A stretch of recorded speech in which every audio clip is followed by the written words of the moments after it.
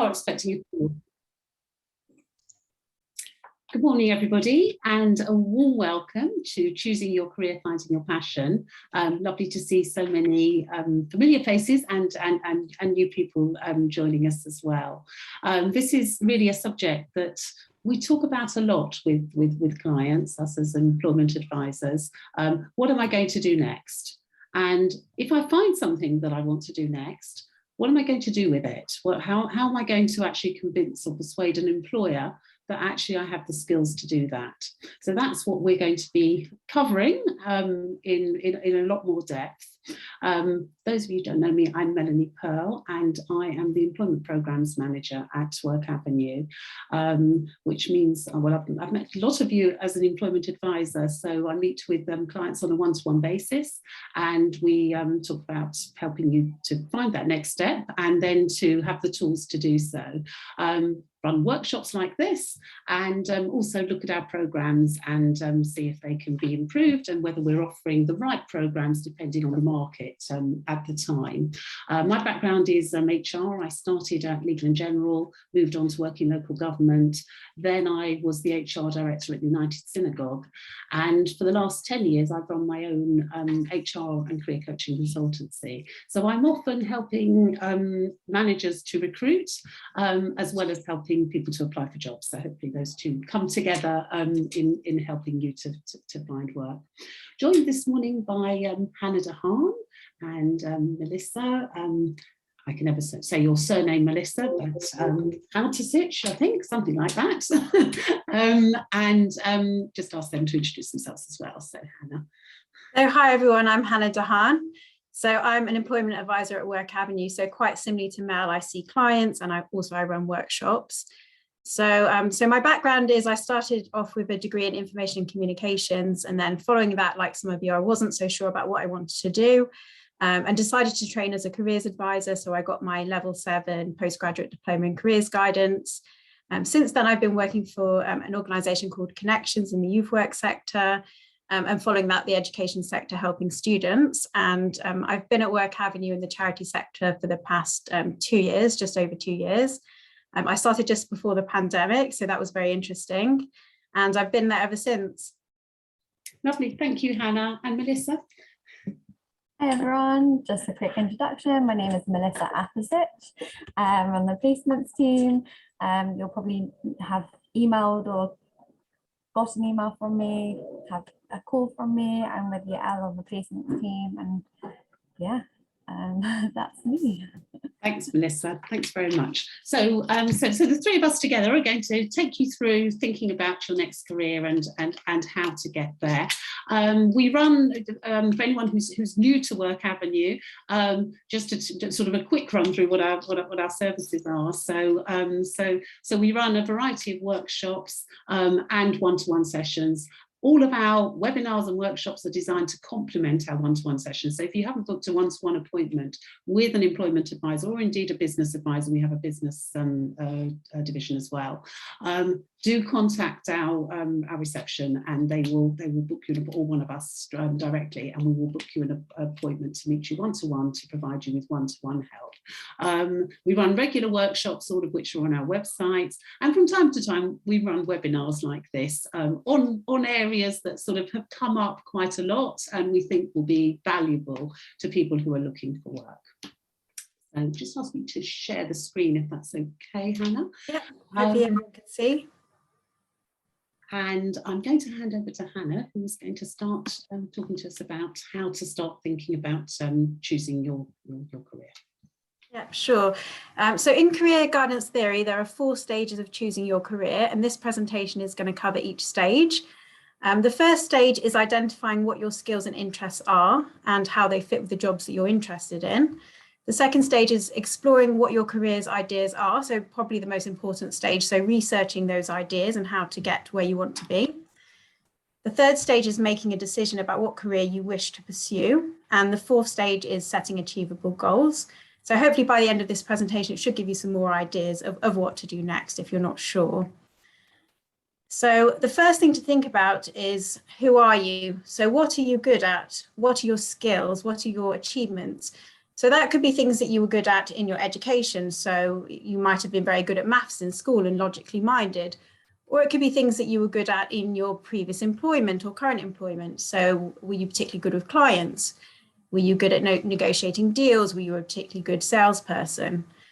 So really thinking about who you are, but also what are you interested in and what are you motivated by? So is there a particular cause that interests you? For example, if you're interested in the environment, would it attract you to work in the environmental sector? If you're particularly interested in music, would you want to work in an area that involves music? So thinking about not just what you're good at, but also what you're interested in and what motivates you. But also thinking, what do you want from your career? So what's your driving force? So it could be making the world a better place. It could be even financial. So money might be important to you. So if I could just ask you to put in the chat, what are you good at and what interests you? If you don't mind sharing, just get some ideas. If anybody doesn't mind sharing, what would you say your skills are?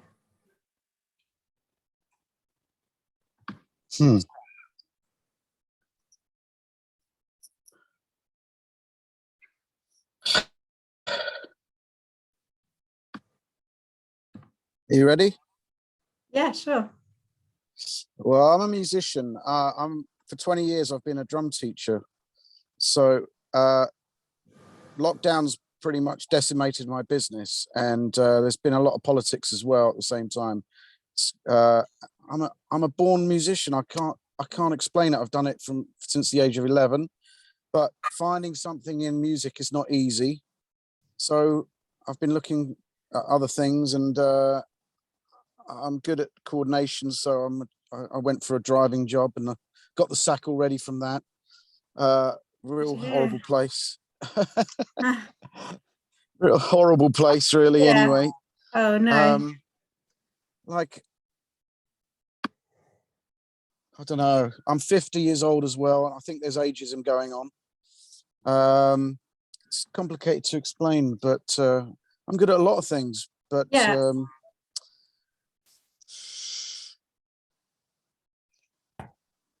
So instead of focusing on what's gone wrong and what hasn't gone right, think about what you were good at and what you can offer to a company. So I've had some messages in the chat. So somebody's mentioned people skills, somebody's interested in making a difference in this world, designing and planning, a creative career. So somebody said English language skills, writing therapy courses, CV writing, interpersonal skills, good with people, love music and art. So thank you so much, all of you, for sharing. Can I just also say, if you have any questions as we go along, feel free to put them in the chat or to ask them at an appropriate point. We'll also take obviously questions at the end as well. So you might see yourself in one of these personality types, but if we look through them, so the investigative personality type, researching, analysing and inquiring. So that could mean careers in data analytics, that could mean market research, etc. Or you might be from the artistic personality type. So you might be good at creating art, drama, music, writing. So you might want to work in something like graphic design, in something like music, in acting, etc., or content writing. Or there's a social personality type, so helping, instructing, or caregiving. So that could mean things like teaching, that could mean things like social work, that could mean advice work, advocacy, etc. Or you might be from the next personality type, which is enterprising, which is selling, managing, or persuading. So that could mean being a salesperson, being a manager in a business, etc. Or you might be from the conventional personality type, which is accounting, organizing, processing data. So that could mean people like bookkeepers or accountants, etc. Or you might be from the realistic personality type, which is building, repairing, or working outdoors. So that could be carpentry, plumbing, etc. Or you might be a mixture of a few of the different personality types. So yeah, just in the chat, if you could share which personality type you think that you fit into, or it could be a mixture of two.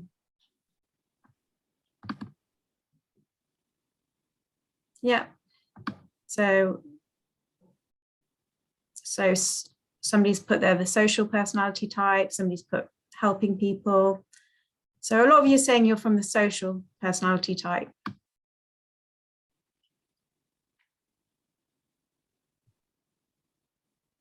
Social and artistic, and somebody said they're a mixture, jack of all trades, artistic slash social, artistic, social and realistic. So yeah, so that's something to bear in mind when you're thinking of careers that suit you. So when you're thinking of what to do next, as well as thinking of your strengths, think about what's really important to you and what matters. So the sky's really the limit of what you could do, but you might have certain priorities that come into play. So for example, if you want to go into a different career, could you take time out to retrain? If you couldn't take time out to retrain, could you do something part-time, such as the Open University or an online course, or even one of Work Avenue's wage courses, for example? Or if you don't have time to retrain, could you go straight into something based on your transferable skills, or do you need to retrain to get into that particular career? You might also want to think about, do you want to work full-time, or do you want to work part-time? Do you have any time limitations? Do you need to be at school pickup, for example? So weighing up whether you need to work full-time or part-time. If you're thinking of certain careers, you might have to take that into consideration. So say, for example, you want to work in events, but you don't want to work weekends or evenings, then that might prohibit you from getting into that, for example. So thinking about where you want to be based. So could you work anywhere? Could you commute for work? Could you change location? Or do you have to be in a certain area? And are there jobs that you're interested in your area? And then thinking about what salary you need to live. So could you take a salary drop if you want to get into something new, or does it have to be the same salary because of certain financial commitments? So if you're thinking of changing career completely, you might have to take a salary drop, and would that be okay? So it's all these factors that you need to weigh up. So once you've thought about what you need from your career, if you're still really unsure what you want to do, or even if you're not, I recommend careers quizzes, because they could give you some more ideas of what careers you could do, or there might be some careers that you've never even thought of before that might be more suitable for you. So what I mean by career quizzes are kind of like psychometric tests that you can take, which ask you a series of questions about what motivates you, what interests you, what you're good at, what you like, what you don't like, and then suggest some careers for you. So the top 3 quizzes that I always recommend to clients who are thinking of changing career are the I Could quiz. So that's a quiz you can do which puts you in a certain personality type, which is based on animals. So you might, for example, be a koala bear, you might be an elephant. And everybody from this sort of personality type is suitable for certain careers that suit that personality type. So the other quiz that I recommend is the prospects quiz. So this is a really good quiz for people that have degrees or want to get degrees. So it's more kind of a studenty type of quiz. The other one that I recommend is the National Career Service skills assessment. So this is a website that was put on by the government, and you can take this quiz and it gives you just kind of general, all different types of careers. Just to add, when you're looking at these quizzes, you might look at them, a couple of them, certainly the government one, and think, gosh, these are not aimed at me. These are only aimed at people leaving school or leaving college or university. They are initially written for them, but bear with them, because they still provide enough advice and guidance that actually helps anyone at any stage of their career. I think sometimes the government haven't quite caught up with the fact that people change career at all times during their lifetimes, really. Yeah, really good point. Thank you. So I got a question in the chat saying, what quizzes do Work Avenue recommend? So hopefully I've answered that one. And yes, we'll get a link after the session. We can email the presentation, and it will also be recorded, and it will be put on our YouTube page. Just one other question. Do you help with achieving in education, getting a degree and helping to get a job afterwards? And I mean, the answer is absolutely yes. We will help you to choose what suits you, to help you find the right one. And then, yes, certainly, and then helping get a job afterwards, either at the same time or when you finished. We're always here. Yeah, exactly. So after the session, if you want to book a one-to-one with the careers advisor, we'll explain a bit more about how to do that, and we can give you one-to-one support for up to an hour, and you can have unlimited session with us where we'll provide careers advice, and we can help with things like choosing university or just kind of deciding what to do next. So once you've thought about what you want to do and you've got more of an idea, make a list of what you're interested in, but also think about what sector you'd like to work in if that's important to you.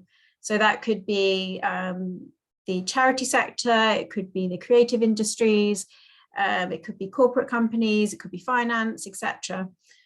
So think about what sectors you're interested in, what you'd like to work in, and do lots of research in each sector and in each role. So ways of researching. So again, some of the websites that I mentioned earlier, the National Career Service and the Prospects website also have careers guidance sections where you can click on jobs profiles or explore your career on the National Career Service site. And it gives you careers information. It tells you what you'd be doing in each role, how to get into each, what skills are needed, what you'd be doing on a day-to-day basis, what the salary is like, where to find opportunities, etc. So those are really good websites for researching your careers, but don't just rely on what's written down. Also try and speak to people that have actually got experience in those careers and that have done those careers. So if you don't know anybody that has done those particular careers, I recommend to network. So ask people, you could ask your family if they know anybody, you could ask your school group, and try and find people that have done it and ask them questions about what it's like to work in the area. See if you can get any work experience with them, for example, or work shadowing. If you don't have any connections, you could try LinkedIn and search for people that are doing those types of jobs or working in those types of sectors and reach out to them with a message.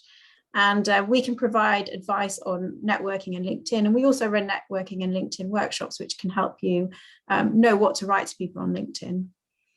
So speak to your Work Avenue advisor. So as well as giving careers advice, we're very well connected. Oh, sorry, Mel, do you mind just putting them on mute? Sure. Thank you. So we can suggest people that you could potentially speak to, which can give you careers information about what it's like to work in that sector or area.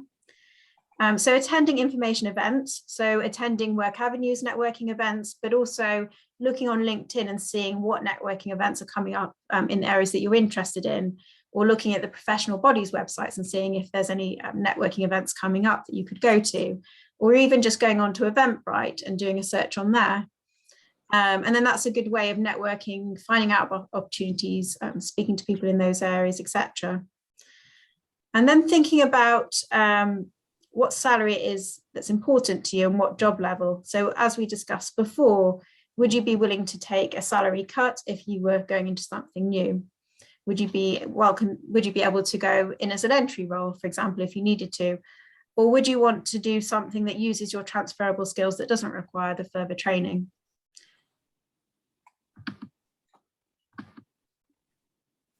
So what I recommend when you're thinking about going into a certain career and you've decided what careers you're interested in is look at job adverts to get up-to-date information about what employers might be looking for.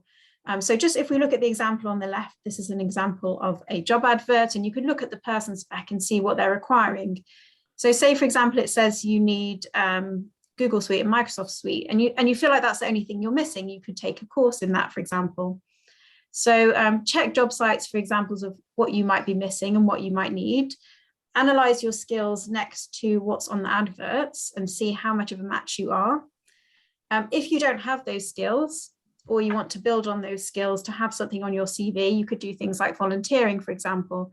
So you might have heard of the Jewish Volunteering Network. So they have a website, they have a team of advisors that can help you to find volunteering in areas that you're interested in. You could also contact companies speculatively just to ask for work experience or internships, or ask anybody that you know that works in that area whether you could do some work shadowing with them. So you could go on and do some further training. So that could be a short course, it could be a degree, etc. And look at our website for what training courses we're running, because we have wage training programs, and we also have training bursaries for people that are wanting to take courses and unable to afford them. And when you're creating your CV for particular jobs, don't just use the same CV you've always used. Adapt your CV every time to the different roles. And again, adapt your cover letters to the different roles. So show your transferable skills on your CV and change your CV slightly every time to make yourself into the person that they're looking for. And if you're not sure how to do that, then I recommend speaking to your Work Avenue advisor who can help you with that, and also attending our CV workshop. So we have a regular CV workshop a couple of times a month where we cover CVs and cover letters. So I'm going to pass over to Melanie, who's going to talk about making it happen. Lovely, thank you very much, Hannah. It's all very well. You've now got the equipment, if you like, or the skill set to be able to start thinking about finding that next job, finding a new career potentially, maybe a big change of a career, maybe a small change. But a lot of it is down to mindset and how you're feeling yourselves, and making it happen sometimes is not so easy, especially if you've had a difficult time finding work, or as I know Mark said, you've been a musician all your life and suddenly having to change. It's tough. And I just wanted to spend a little bit of time just talking about mindset and how we can actually change our mindset if we want to. And not so easy, I know. We just want to talk about the fact that how we feel often affects how we behave. So if you're a person who has a fixed mindset, and you can be different on different days, but if you have a fixed mindset, then you will believe that really your talent and potential are fixed. You've been born with a certain talent, and that's going to stay with you. You don't really want feedback from other people. You know what you're good at, and that's it. And you'll probably avoid opportunities to fail. You don't really want to fail. You know, I want to get it right. So actually, if I do something that's a little bit more out of my comfort zone, I might not actually get it right. With growth mindset, you might be able to change that mindset to say, you know what, my potential is unlimited. I want to keep learning. I can learn a new skill. I can transfer my skills to a new role. I will pick out what those gaps might be, and then I'll be able to transfer over. And I like learning. I like working with others because I'm going to learn from them, and I'm going to grab new opportunities. Just move on to the next slide, if that's okay, Hannah. So if you have a fixed mindset, you might say things like, I'm only good at certain things. I have challenges. I don't really want feedback. If you've got a growth mindset, you might say, good at anything. I can try, I can be good at anything, but I have to try it, and I have to try it out. I love challenges. I'm going to take them, and I'm going to move on. I'm going to find a way, because actually I have to. But actually it's going to give me that growth, my own personal growth, which I want. And I like learning about things that I don't know. And sort of this, if you've got a fixed mindset, you might be the sort of person who sort of has that self-talk. We all have those voices in our heads that say, why are you thinking of changing career? It's just not for you. You've been doing this all your life. How can you think about doing that now? Not at your age, not at that stage in your life. And maybe there's another voice that can say, you know what? I'm going to try one step at a time. I'm going to do one little thing that's going to move me forwards. And that might be making an appointment with a Work Avenue advisor. That might be your first stage. It might be, I'm going to look at my CV, and I'm going to actually perhaps look at a skills-based or functional CV, which we talked about on our CV workshop. Another way of perhaps listing my skills, so I can start thinking about what I am actually good at. Next slide, please. So self-limiting beliefs, we all have them at times. Nobody listens to me. I'm not as good as Jonathan over there. I'm not as good as him at that. So if I'm not as good as him, why am I going to apply? Because he's going to get it before me. It didn't work before, so why will it work now? Or I'm rubbish at Excel. I'm rubbish at Excel. That's going to define me. Actually, maybe I could do something about that. I can't do detail, or I'm too busy, and that's often something that happens when people are looking for a job, is that they feel they actually don't really have time to look for a job. Now that can be because of childcare or caring responsibilities that actually you would sort out if you had a job, and they would cost money. But if you're going to look for a job, you've got to find time to look for that job. I often tell clients, actually write it in your diary. Find some time, put some time in your diary, because everything else goes in the diary. I spoke to a client last week who said to me, I take children to school every day, which is absolutely fine, and that everyone has their their choices as to what they do. But she said I also end up taking about 8 other kids home most days, because people ask me because they know that I'm not working. So it's also educating people to say to them, although I'm not working, I'm looking for a job, and therefore I have to actually spend some time during the day looking for that job.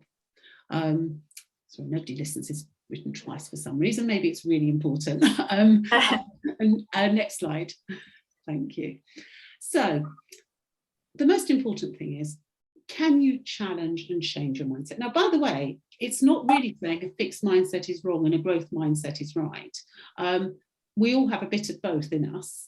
But when we're looking for a job, we want to move over a little bit. And certainly people with a fixed mindset will often sort of be perhaps good in areas of insurance or contingency, because they tend to see the sort of the dark side. They tend to see the sort of the areas where things might not go well, which of course are important when you're analysing risk. But in terms of looking for a job and moving on, sometimes it's good to challenge your mindset. In fact, the CEO of Microsoft recently said, I actually want to challenge the mindset of the employees here, the culture, change the culture so that people want to learn. They're not fearful of making mistakes. Mistakes are okay because you learn from them. And that's what will happen if you change career, if you move to another area. You may make mistakes along the way. But you'll learn from them. If you have to train, if you have to learn something new, you may make mistakes along the way, but we also all learn from them. So having that self-awareness is important. So rather than thinking sort of, nothing's happened with my job search, start thinking about why. Am I moving into an area that actually I really can't do? So, going back to thinking about Hannah's slide on, sort of what this versus that, sort of, can I travel anywhere or can't I? Can I take a salary drop rather, or can't I? And if I can't take a salary drop, is it realistic that I'm looking in the career that I'm looking in? If it isn't, then I have to, one of them has to go. So I have to be a realist. Consider where some of those beliefs came from, any self-limiting beliefs that you have. Consider where they came from.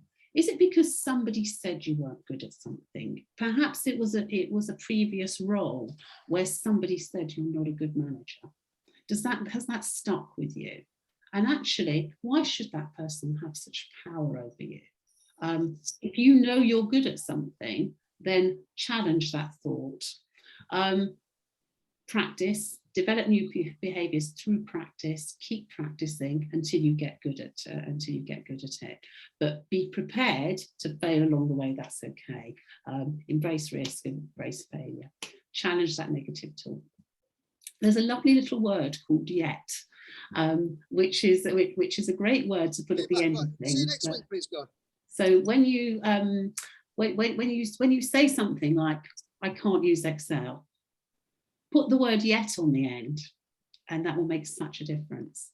And then if you go for a job and they've asked for whether you can use Excel, make sure you've started a training course at the very least, perhaps one of the online training courses we can tell you about, so that you're halfway there. And then tell them about something else that you've learned recently and how quickly you can pick things up. So that little word "yet" is a very powerful word, and a really useful one for challenging your mindset. Next slide, please, Hannah. So what I'd like to do now is just think about goals.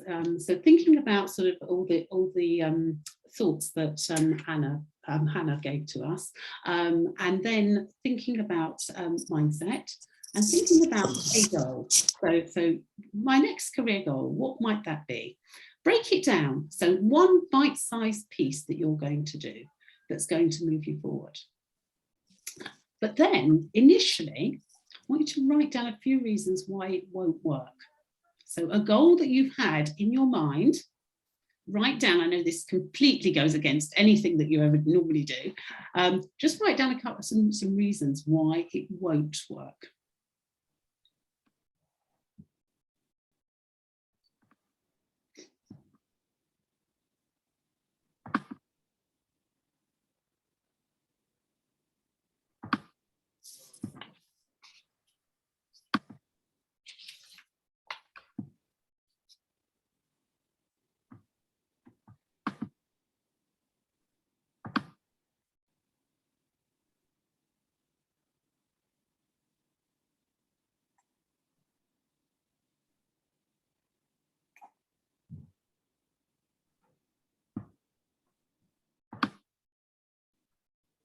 Okay, right, we're not going to focus too much on the won'ts.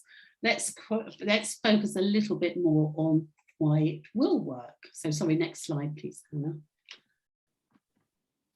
So how could you now achieve that goal? So now all those things that you've written down, all those self-limiting beliefs as to why that goal is not going to happen, now think of reasons why it might happen. So I'm going to go and talk to a Work Avenue advisor. I'm going to attend a workshop.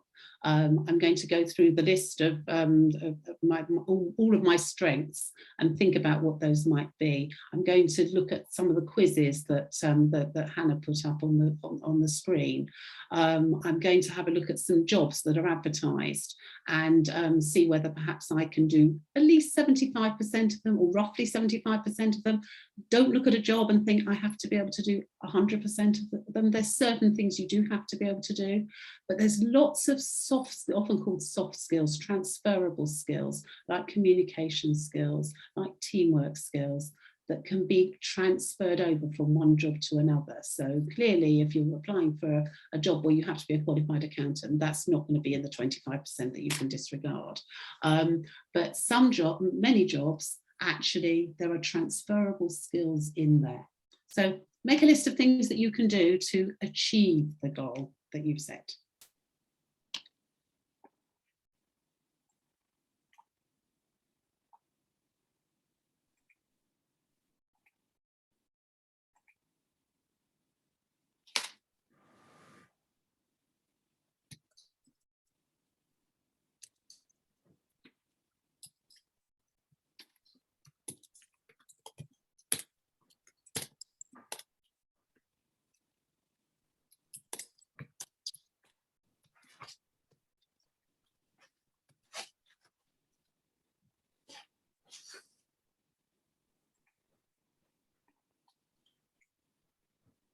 Right, and can we just have a few comments in the chat as to how you're going to go about achieving your goal?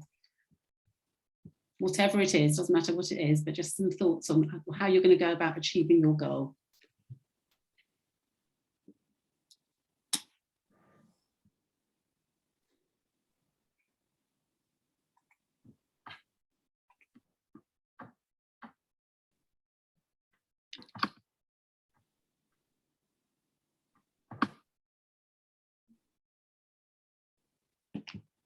Brilliant. Says studying online courses. Fantastic. And we can certainly give you lots of those. There are loads of them. You can actually sign up for LinkedIn Learning for 4 weeks for free, 4 weeks or a month, I'm not sure which, for free. Just remember to cancel it at the end of the 4 weeks unless you want to pay. And that's a great way of starting some online learning, but there's plenty of others as well. Do an online quiz, definitely. Explore the connections I already have in the field, absolutely. Get in contact with them, use your connections and talk to them.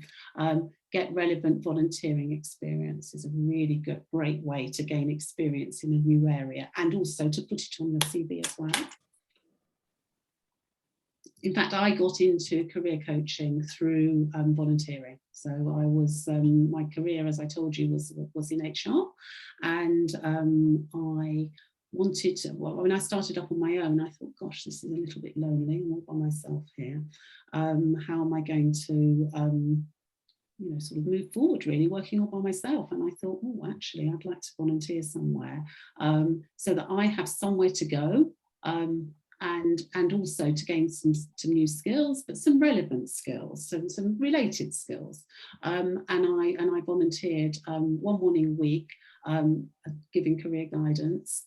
I did that for 8 years. During that time, I was also offered some workshops to run, which I was then paid for. And then, of course, that's become part of my career. So I thoroughly recommend it as a way of gaining new skills, but also finding out about something else and seeing, oh, actually, is it something I can do? Remember, volunteering doesn't have to be full-time.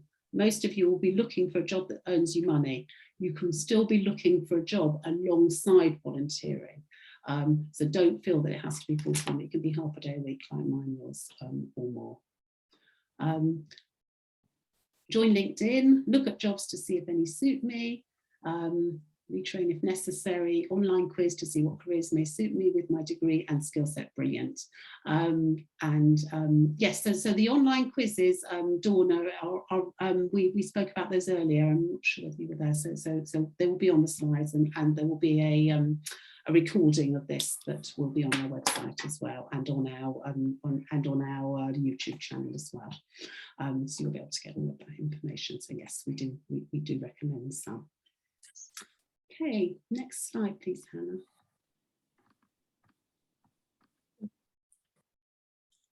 So, finding your passion. Just really to summarise, think about who you are. What sort of person are you? Where are you? What are your strengths? What do you love doing? What don't you like doing? No point pushing yourself into doing something you hate as a new thing to do. You know, there will always be aspects of a job that are not the best, but you don't want to do a job where you really dislike everything about it. Think about where you can go. What other jobs might be out there? What other areas? What are your strengths? What do your strengths link to? Do some career quizzes, research, as we said, because the more research you do, the more you can find out about a career, the better. On the other hand, don't let the research stop you from moving forward. Sometimes it can be the research takes so long that you can't actually move forward. And use your network. You know, asking people, saying to somebody who you're connected with, perhaps on LinkedIn, or somebody who you know, I see you work in,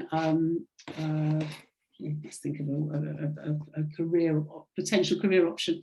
You know, you've run a florist for many years. Really interested to find out more about floristry. Could we have a 20-minute chat so I can find out more about what you do and how you got into it? Very few people will say no to that if they know you, even if they know you through somebody else. Probably a complete stranger might, but somebody who knows you or has been introduced to, or you've been introduced to, is very likely to say yes to that. Think about then transferring your skills over, gaining some work experience. Think about your CV. We can help you with your CV. You will need a new CV if you're changing career a lot. It depends on how much you are, and we can certainly help you with that. And think about SMART goals. So SMART goals are goals that are specific, measurable, achievable, realistic, and timed. And all of those things are really important. So don't just, I mean, yes, you might have your big goal. Your big goal is to move into a career in insurance. But how you're going to get there is going to be in bite-sized chunks. So break it down into SMART goals. This is what I'm going to achieve one step at a time. Yeah, next slide, please. Thanks, Hannah. And don't forget the mindset. So apply that mindset. I don't have the skills yet, that magic word, but I can learn them. If it's realistic to learn them, and if it's not, is that gap really important for the job that I'm going for, or can I manage without it? If it's really important, I either have to learn it or I have to look at a different role. Research, will be halfway there. Must devote time to my job search. Make time. There has to be time. So the clients, sometimes I'll speak to a client who says, I just haven't had the time. If you don't have the time for your job search, it's not going to come to you. It is going to take time. The more people I speak to, the quicker I'll get there. It's about talking to people who have been there, done it. Talk to as many as you can to find out. Remember, you only need one role. Sadly, rejections are just part of the process of looking for work. And it's a sad reality and a difficult reality when we're feeling sort of perhaps a little bit low in confidence and changing role. The rejections keep on coming. They do, because that's how recruitment works. But there will be a job for you and we will help you to find it. Next slide, please. Thank you. Just before we move on, comment from Gillian. I have worked for myself for 15 years. Have no idea where to start building a CV. Just to let you know, we have a CV workshop tomorrow if you can attend, which is from 9:30 till 12:30 in Work Avenue, and we can provide you with one-to-one support on your CV as well. Okay. And it will probably be a skills-based CV where we literally pick out your skills that are transferable, some of those soft skills that I mentioned earlier. So that's sort of a whistle-stop tour through how to go about changing your career and having the mindset to do so. Let's open out the floor to questions. If we stop, there's our email addresses on there and contact number to make an appointment with one of us or our other employment advisor, Richard Linden. Feel free to be in touch. And let's open the floor out now to any questions, either in the chat or by asking. Maybe stop sharing, Hannah, if that's okay. Oh. Any questions?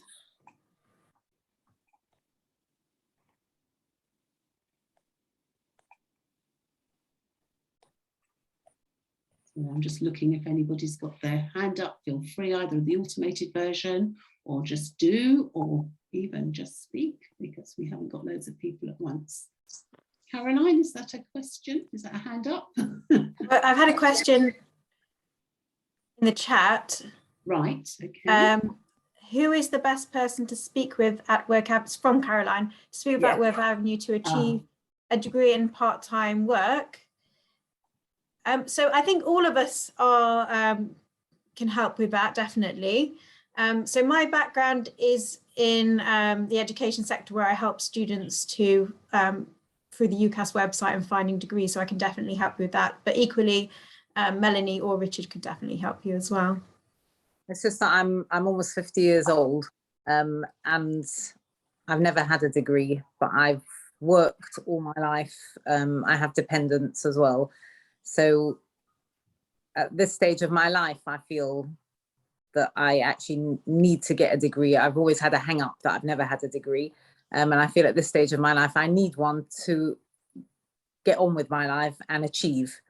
But I also want to make a difference in this world. That I want to do something possibly in social care or psychology, counselling, because of my experiences as well. Yeah, sure. So yeah, so definitely any advisor that you book an appointment with, we can talk you through your options and whether you need a degree for the area that you're interested in, and give you some more careers advice. Okay, thank you. And I think we should probably talk about the age thing, because it's been mentioned a couple of times, and as somebody over 50 myself, I can probably talk maybe a little bit about that. So I think don't let it be a hang-up is what I would say. It can be if you make it, and that also comes into mindset a little bit. So if you feel you're too old to do something, you will probably show that you're too old to do something. So don't let things hold you back. So think about what it is about your age that's holding you back. Is it the fact that perhaps your IT skills need improving? Is there another area that needs improving? Caroline, you've highlighted the fact you just want a degree, and that's absolutely fine. And you know, to get to the point where you say, actually, I want to do this. I want to make sure that this happens, and that's fine. So it's any time, at any point, you can change career. You can be looking for work. We're all going to be working, if we choose to, or if we need to, and choose to. We're working well into our 70s, even 80s. So it's age is just a number and not one to one. I meant 50. Anything that I've actually looked at is geared only at young kids who are coming out of school, or up to 30, or widows. I'm saying anything like a bursary or anything like that. There's nothing there for 50-year-olds. That's what I was looking at. So that's the Let's only meet and talk, because we do also offer a bursary. I don't know whether we'll be able to for that particular, well, it depends on what the course is. So there is a chance that we might be able to help. But you're right, yes, bursaries, I mean, you know, the government bursaries sometimes are, which is very frustrating. So you've picked out an area that is. And also, actually, we also have to think about which areas you work in. You know, there will be age discrimination. If you're older and you apply to Google, I know there's age discrimination there. You know, there probably are some older people, but they've been there a while. And applying sometimes is difficult in some of these areas. So be choosy, because there definitely are lots, you know, people of all ages working in all different sectors. Thank you. I can see some more questions coming in. So I think Shuni is asking if we can hear her. So you might need to unmute yourself, Shuni. No, oh, I still can't hear you. Right, okay. Will we send you a copy of the slides? Yes, and a link to the recording is the most important thing. In fact, actually, I think that's probably better, is that you see the recording again. The recording will be on our website, and the recording will also be on our YouTube channel as well. So it's all there. Yeah. Would you put your age on your CV? Absolutely not. That is a definite no-no. If you put your age on your CV, first of all, you look like you're out of date, because people don't anymore. But also you want your CV to be completely ageless. It's all about your strong experience. And I'd even go further to say you don't actually go beyond about 10, 15 years on your CV, because if you do that, then they can see your age.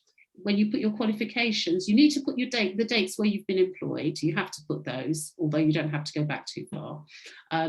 On your qualifications, you don't have to put the dates when you put your qualifications. So that helps. On that point, because I have been working for myself for the past 15 years, if I do have a degree and I have a master's, but because I haven't used them in the chosen career of which I studied, and I've worked for myself for 15 years, there would be nothing really to go on my CV, which is what is my biggest fear. Did you say you've run your own business for the past? Yes. Then there must be something from running your own business. So. But it was a small business around the kids. So although it's quite successful, I don't earn enough money. And now that I've recently divorced, I need more money. I need to go back to work. I need a bigger salary. Come and see one of us. We can definitely make a CV from that. Yeah. Definitely. Absolutely. Whatever the business is, without a doubt, we will pick out the skills that you've gained, firstly from starting up your own business, to be honest, in the first place. Being able to run your own business. There'll be communication skills, there'll be management skills, there'll be commercial skills, there'll be all sorts of things in there. So absolutely. Thank you. Yeah. Melanie. Hi, Anne. So the whole first part of the presentation about, personality, natural skill, etc. Is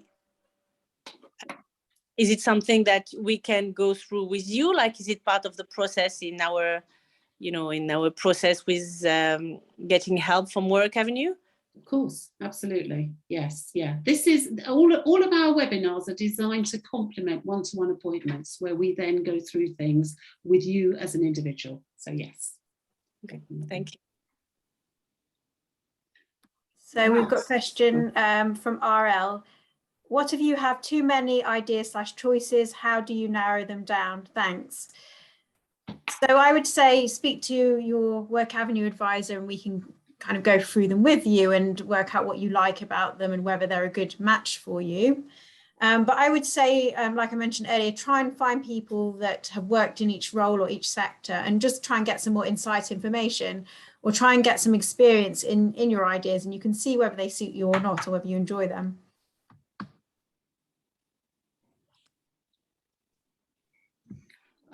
Okay, is there funding? Right, okay. Is the charity resource still going? It is. It's somewhere where you can absolutely go to, as well as us. There is an overlap in our services. We've told you what our services are about, and obviously Resource will tell you what theirs are about. I did used to work for Resource, and we're not competitors, and it's absolutely fine to go to both if that's helpful. Probably don't advise it. Advise to probably choose one or the other, because the advice is probably confusing, but you might want to. Is there funding available to help older people to change career or to improve their skills? I'm not sure about funding, so we would need to look at that. There's certainly funding at Work Avenue. So we have something called the Richard Mintz Bursary Fund, where we can help people who are looking to study if you're not able to afford to make the pay for the training yourself. So contact one of us. We'll be very happy to give you some more information about that. If you're thinking of doing a degree or a master's, you can obviously take out the student loan, which I think goes up to quite a high age. Shuni asks, regarding using my degree from Israel and my certificate, transferring it or going back to have an MA, I'd love to get advice about this. So there is an organisation called NARIC, which tells you how your qualifications translate into the UK. NARIC, I think it is, but certainly we can also look at them with you and see whether there is anything.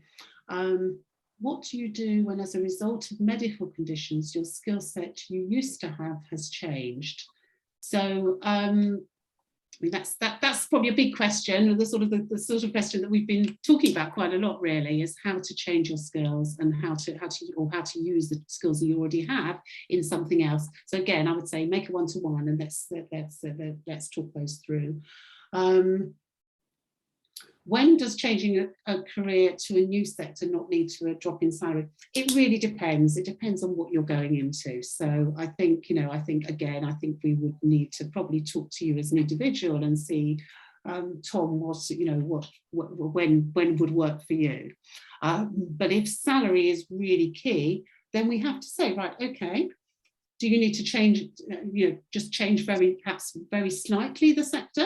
Sometimes people who want to change sector because they were very unhappy in the previous role, but maybe they were very unhappy because of the people. People often tend to leave managers rather than leaving organisations. So we can look at that and we can say, right, okay, is there another way? It's all about discussion, really. We're coming to the end of our time. 2 minutes left, so it's probably the right time to stop now. Melissa or Hannah, if I can just ask you to put our phone number in the chat, is that okay? So that anybody who wants to can contact us, and the reception link as well. Sure. So anybody who'd like to make a one-to-one appointment, please do that. Please contact us, and we'll be very happy to meet with you. As Hannah mentioned, we do have a workshop tomorrow, our CV and cover letter workshop, which is a really good starting point, where we cover, as well as the traditional sort of reverse chronological CV, also the functional or skills-based CV as well. It might be that it would be better to have a meeting with an advisor first if you're not sure which direction you're going in yet, so that we can talk about that, because obviously the CV will need to be linked to where you're looking to go. But there is something in also thinking about your skills and thinking, okay, what are those? And then we think about, right, okay, what sort of career do those lend themselves to, as I talked about earlier. So thank you very much. Lovely to meet you all, and looking forward to seeing you again very soon. We will be in touch soon. Bye bye. Take care. Thank you. Bye, everyone. Okay, that's one Thank you. back, right? Sorry. Yeah, the second big one for both calls. Okay, no problem. Thanks, Zoe.